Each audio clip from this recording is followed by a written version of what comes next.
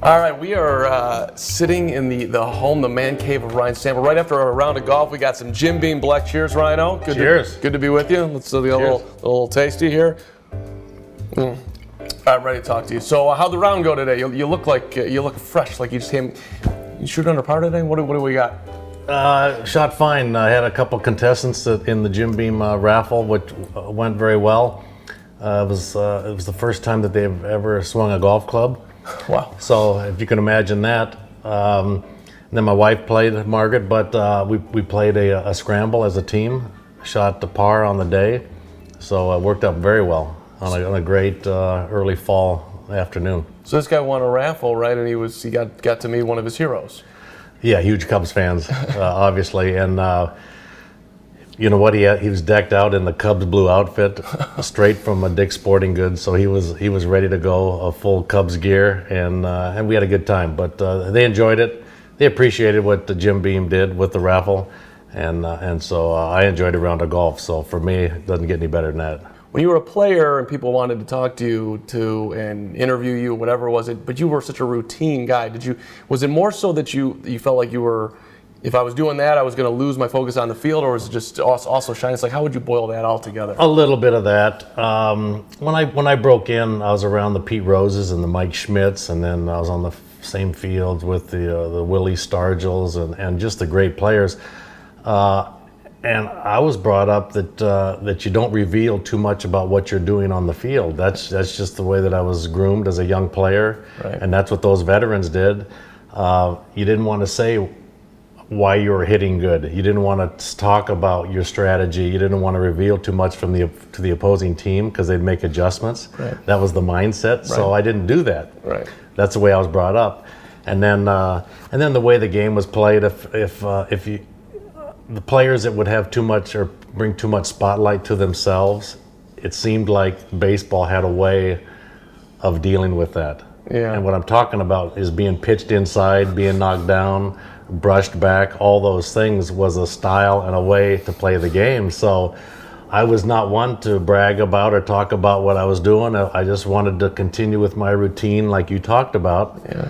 I was very regimented in that, and with that routine, it gave me confidence on what I was doing. And the other side of the game is baseball will come back and bite you if you become too big within the game. I was also taught those things.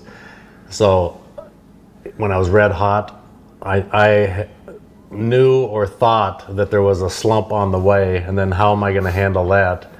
If I'm talking about myself in good times, how am I going to deal with it if I'm in an 0 for 30? It wouldn't be much fun. So all those things wrapped up into one, along with kind of being thrown into the spotlight for the first time in '84. Yeah. With not a lot of experience in that, practice in that. It kind of hit me at once, but over time and with some more practice and just being in the spotlight more often, I just grew accustomed to it and more used to it. How many ground balls would you take before a game?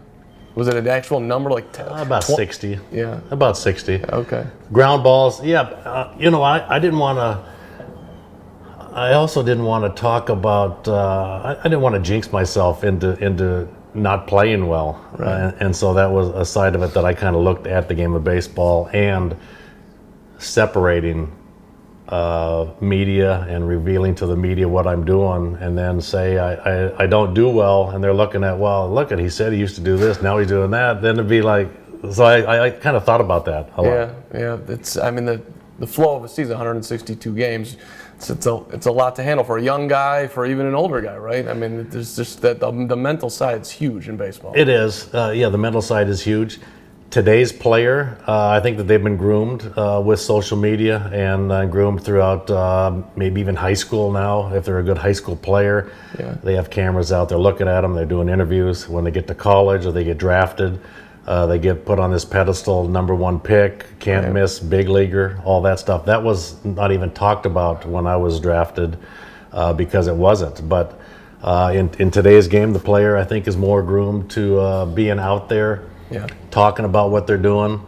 They don't worry about the scouting reports and revealing too much because all the sabermetrics and all that, it's out there already. So there's no secrets on whether hot spots are, what they're doing when they're playing well. Right. And it's all on social media, what the routine might be. I can go out there with my iPhone and film a guy during batting practice and see what his routine is. Yeah. In my day, you had to tell him what it was. Nobody was out there watching and nobody was filming, so it's all different.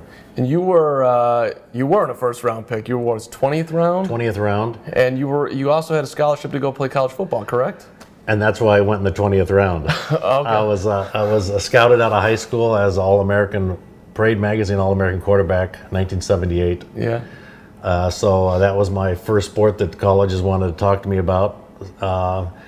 And then me not knowing about the draft, baseball draft, or having leverage or educated about all that, I told all the baseball scouts that I was going to go to a college, play football first, play baseball secondary.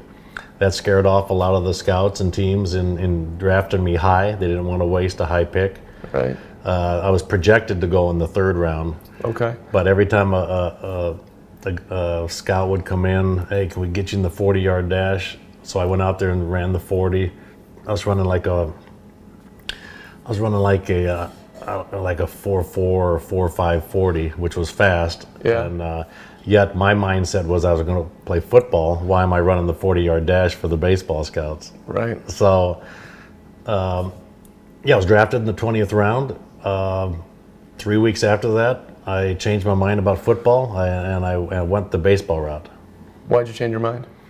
I talked to my older brother, Dell, 6 years older, who just went through high school, junior college, and major college, Washington State. He went to the College World Series. Yeah. And he reminded me when I got drafted that we both wanted to be a professional athlete in some capacity. He said, you know what, you can give up studying at school, you can give up trying to play 2 sports in college if you sign right now and sign with the Philadelphia Phillies, who drafted me in the 20th round, get paid to play baseball, and you know what, that's the route I went. Did you get a signing bonus? Yes. Big money? $39,000. $39,000. 3rd round pick. Number 1 pick was back in those days was I think $100,000. Okay. So 39 was. What's a lot of money though in 1978, right? I mean. Oh yeah, I was mowing lawns for $5 a lawn. So if I had 4 lawns, that's $20. Yeah, right. It's like I'm a pro. All right. Okay, so you're a Philly. You're to talk about you got these guys you're looking up to, and all of a sudden you get traded to Chicago. What did you know about the Cubs at that point? Did not have WGN in Spokane, Washington. Yeah. I was just a September call-up in '81 with the Philadelphia Phillies. Right. Came in to play a 3-game series against the Cubs. The Cubs were in last place, and there was probably 8,000 fans in the stands for a 3-game series against the Phillies Cubs. That was my first experience about the Cubs until I was traded, and I had to have some input from my agent and friends and even my older brother. Hey, you're going to a place that wants you. They're rebuilding. You have a chance to break in if you can go there and have a good spring training, get into the major leagues. So it didn't take me long to look at it as a bright spot and an opportunity. Yeah. Well, and Dallas Green was your guy, right? Dallas Green was my guy. He was the farm director of the Phillies. When I was drafted in 1978. He was my first manager, Philadelphia Phillies, when I was a September call-up. And then he was the general manager and president when I came over. He had me come over in a trade with Larry Boa that brought me to the Cubs. And then I got about 625 at-bats that rookie season coming over in '82. That winter of '81-'82, I went to Venezuela for my 2nd straight year and played baseball down there, which was a privilege back then, right? As if you were a prospect. I was a non-regular player in Venezuela for 2 straight winters. I couldn't get into the lineup. I played once a week as a backup player. Oh my God. And then I went to spring training, made the Cubs, and then, like I say, got 625 at-bats, started my major league season with the Cubs, with that opportunity. Right, and then '84 in the Sandberg game, and Bruce Sutter, and... '84 was, career-changing. A game against Bruce Sutter, game-changing. Yeah. Career-changing game for me. It was, I was watching the tape before coming out here, and you look at Wrigley Field back then, all-day baseball, and no 1914, lobster and whatnot that you can get behind home plate now. But more so than that, like all the fans had their shirts off back then. Oh yeah. It was like there was no sunscreen wasn't a thing. I don't even know what it was. It was a totally different. It was so different and like just more raw. I don't know what you remember about. It was different. Yeah, the Bleacher Bums were true Bleacher Bums, like we were saying, shirtless out there, and I don't know. There was beer flying all over the place on home runs. It was different. But when I look back at those highlights, the graphics on WGN are so basic, and then the long hair, the skinny bodies that all the players had, including myself, much slender, quick, lean muscles, but much slender look, and then the uniforms with the stirrup socks and the skin tight jerseys and the pullovers, no buttons. It was the greatest. So much different. It was the greatest. It was the greatest. But 84 for me in the Bruce Sutter game, career changing. Yeah. Just a different way to look at myself as a player at that time with that type of a game, national TV. It boosted me into my first All-Star game, passing up Steve Sachs of the Dodgers, who was leading before that game. And the Cubs had just taken over first place by half a game for the first time. All that wrapped up into one. And now, after that game, I walk in, and I couldn't even see my locker for the first time. Walking in and experience all the cameras and everybody around my locker just talking to me about that game, that was something different. Fear at that moment, seeing all that? Like, oh my God, I got to deal with this? No. It was elation. Oh, wow. It was walking on cloud nine of the game. It really was. Yeah. Just to hit the two game-tying home runs against Bruce Sutter with that pitch that he throws, which is such a dominant ground ball pitch, to swing underneath and elevate both of those for home runs was just something that was it was not the norm. It was a different swing. It was a different swing path, but it was the path of underneath the baseball to hit a home run with 2 outs and nothing to lose, all to gain. And then the headlines the next day and the picture and the Cubs and all that. And you know what I said, this is where I go back to thinking I don't want to go into a slump right here. Yeah. This is great stuff. And there's a lot that's expected of me from everybody now and myself I kept up that pace and had to put together a season with the 200 hits and the defense and everything, and MVP at 24 years old. And that became my standard until I retired at 39 years old, was that type of play and that type of season. And you lived into it Tried to. That was my goal. Well, 10 straight Gold Gloves, 9 straight All-Star games, correct? 9 Gold Gloves straight, 10 All-Star games, 7 silver bats. Wasn't too bad. That was a goal for me each year. It was to contribute like that and to do it each year. You hit on something that makes me want to jump ahead as far as like the swing path with against Sutter and nowadays all launch angle, guys trying to take the ball to the ballpark and the shift and then I hear a lot of old timers who I talk to who don't like watching the game right now because there's no hidden runs. Nobody's trying to steal, and it's just and the 8-hitter in the lineup can take you out of the ballpark. I'm curious, like you watching, and you go to a ton of Cubs games. You're an ambassador. Like, how do you find just watching the game for yourself? You know what? The good teams play good defense. I enjoy watching the Cubs. They play good defense. They're good base running teams. They're disciplined. And they do things. And the winning teams you see in October do those things well, and they avoid the strikeout. They put the ball in play. So that's still winning baseball.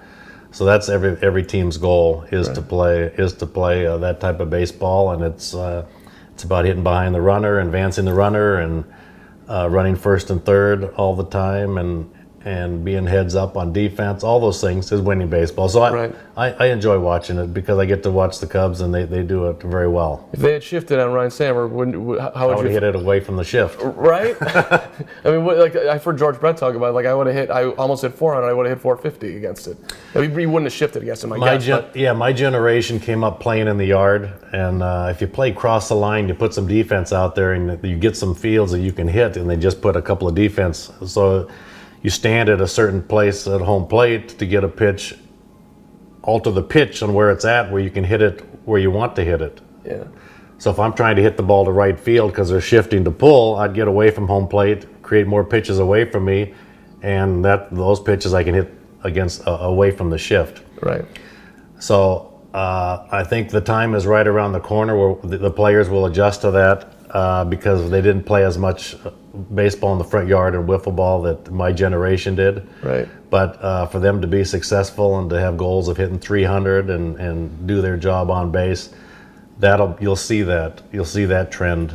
But as of today, I'm amazed how they set up the defense, and this hitter will take a great swing on a pitch. It's his pitch.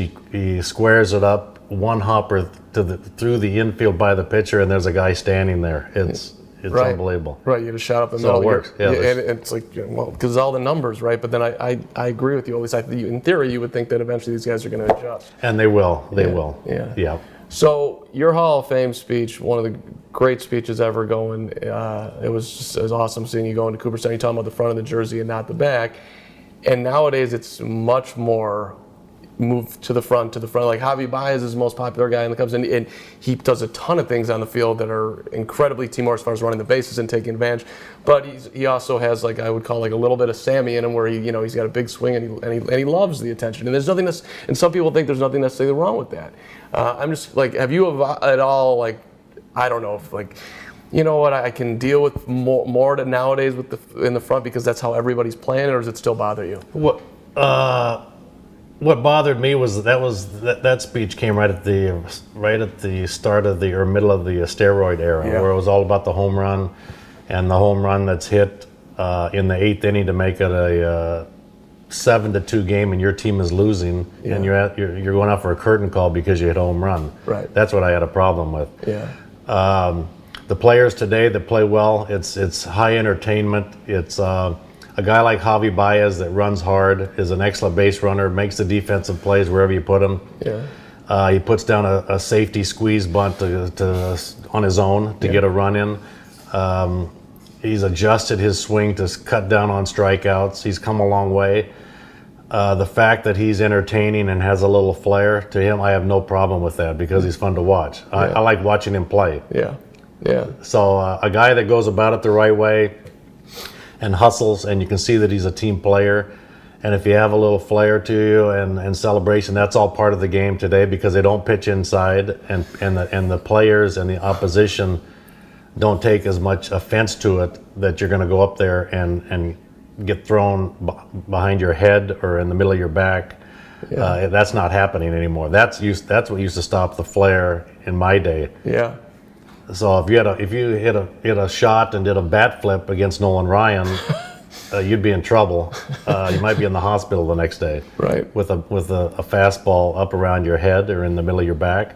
Yeah. Today's game is different than that, and it's a high visibility with social media and everything, and it's entertaining. I think that the way that the Cubs players go about it is very entertaining. I like their celebration. I like the way that they get on base and they have a sign, that whatever it might be, it seems to change year to year. They have a sign to the dugout. Right. That's telling the dugout, hey, you do the same thing. Let's get a rally going. Right. I think it's great. What was it like for you when they got over the hump in 2016? 2016 was life-changing for me. It was. I was at all the games, the whole postseason. It was fun to watch. It was something I really dreamt about, but did not picture it happening. Yeah. And just 3 years before 16, it seemed like they were still another 100 years away. So the way that it happened in 15, and you saw the young players, they knock on the door, they go to postseason. I said, wow, these guys can play. And then you see you get a few added guys and going into the 16 season. Now all of a sudden they're favored to win in 16 out of spring training. I hadn't heard of that from a Cubs team. And for them to go out and do it and back that, they had that talent. For me, it starts from the ownership all the way down, the leadership and the ownership, and Theo Epstein and Joe Madden.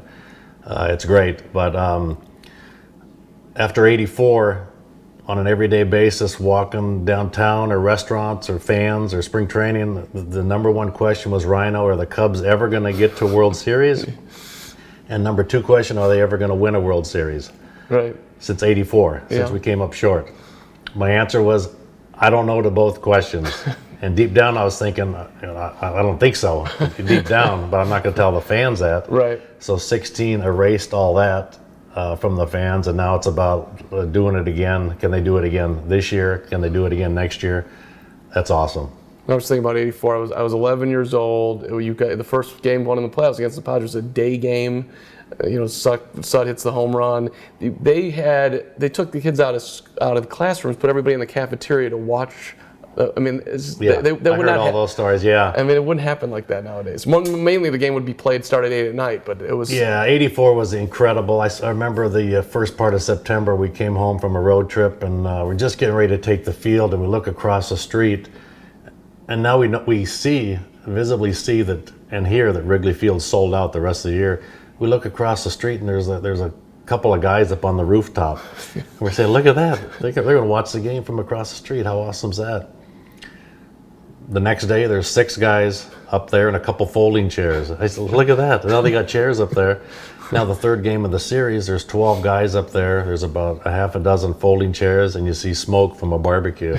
Right. The whole start of the rooftops. Right. From '84. That was when that happened, and the fans came out of the woodwork. Really everywhere that we went, whether West Coast, East Coast, Canada, Texas, it didn't matter. The Cub fans were out there, and they've really been out there ever since. Yeah, I mean, when I was a kid, it was like the one guy up there. He'd have his shirt off, looked like he just got out of bed. It's 2:00 in the afternoon, and then now he's got a bunch of friends.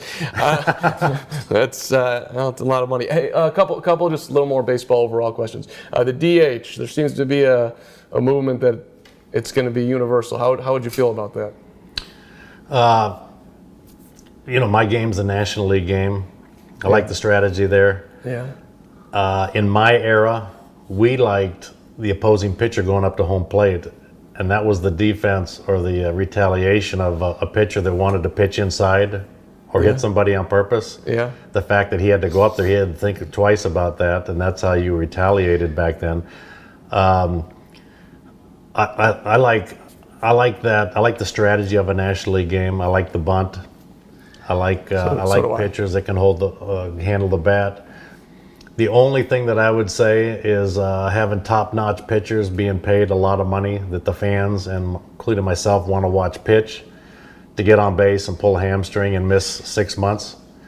That'd be the only thing that I'd lean towards a DH. But I do like the National League strategy. Yeah, I think it'd be a big. Leave it alone, at least in my mind. But. The National League, it's so much more for the fans to talk about, and the strategy side of it the next day, and the armchair quarterbacks and the strategy there. You take the pitcher out, you bring the bullpen, you pinch hit, all those things. It's the National League. I mean, the American League. You just make up the lineup. You could put 9 hitters in there. You just watch the game, and whatever happens, happens. So I do like the strategy side of it. We started off the interview with you on the golf course.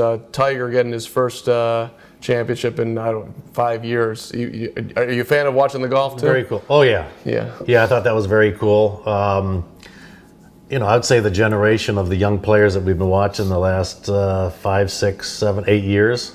Yeah. I think those are all guys that watched and grew up with Tiger Woods on his style of play.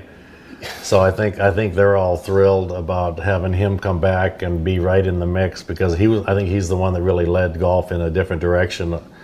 No doubt. Being in shape, longer drives, lifting weights. The guys they really look like athletes, in my opinion, and they're top notch. I think he took the game to a different level, and all of his pupils watching at the younger ages.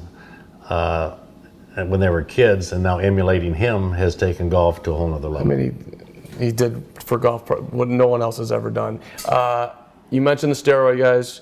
Do they belong in the Hall of Fame? Should No. None of them, right? No steroid guys in the Hall of Fame.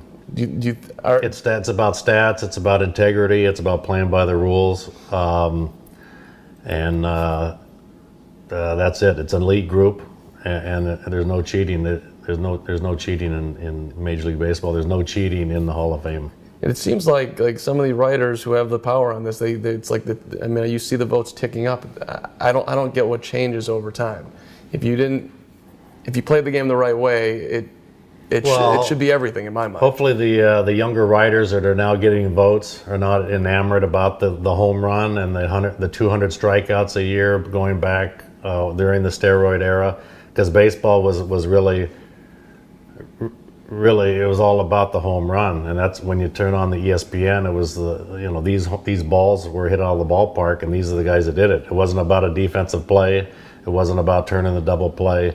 It wasn't about winning baseball like it is that what it takes to win in today's game, or prior to the steroid era, what it took to win a championship.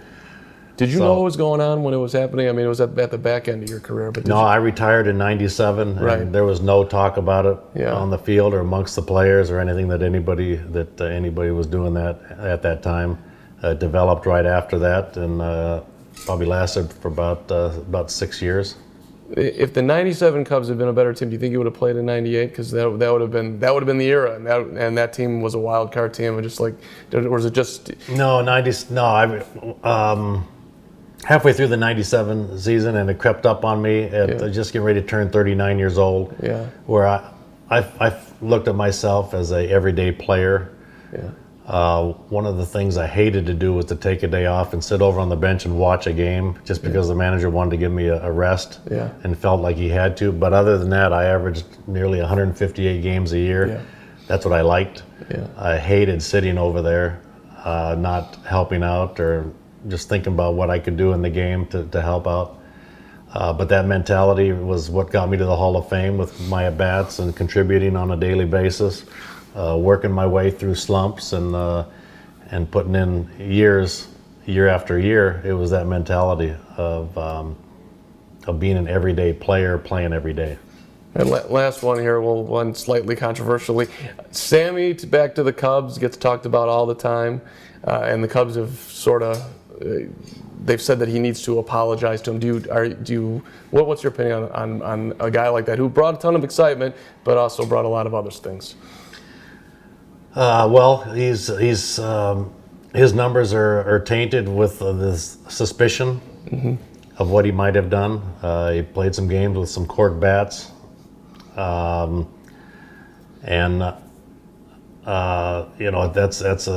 that's something about the Cubs front office on what they want, and who they want around their players, the Chris Bryants and the Rizzos and the Haywards and all that. Who do they want around them? And the way that this group and this organization is top notch, first class, integrity, class. I'm not sure how that fits in with a fit. It makes me think of like with Brian. I mean, that's like sort of a modern day you on some way. I mean, he just goes about his business. He's, everything about him. He'll play. There's nothing not to like about Chris Bryant. I mean, really. I admire him from day one. The way he handles himself. Yeah. You can see when he's been banged up this year, and you can see the difference in the club on what he makes, how he changes a team when he's in there and producing.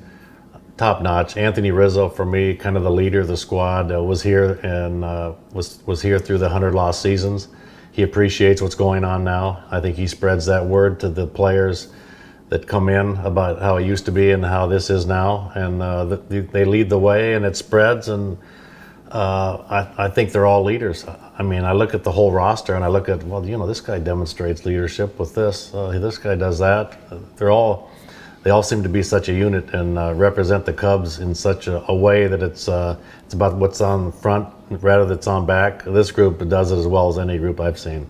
I liked when he wanted to take on the whole Reds dugout when they were a 100 loss team. Like there was a pride in performance then. That's when you knew that, at least in my mind, that this guy's an actual real leader and somebody you want to be on board with. But all right, Jim Beam. Cheers. Appreciate it. All right. Great to talk to you. Really appreciate it. Thank you. Cheers.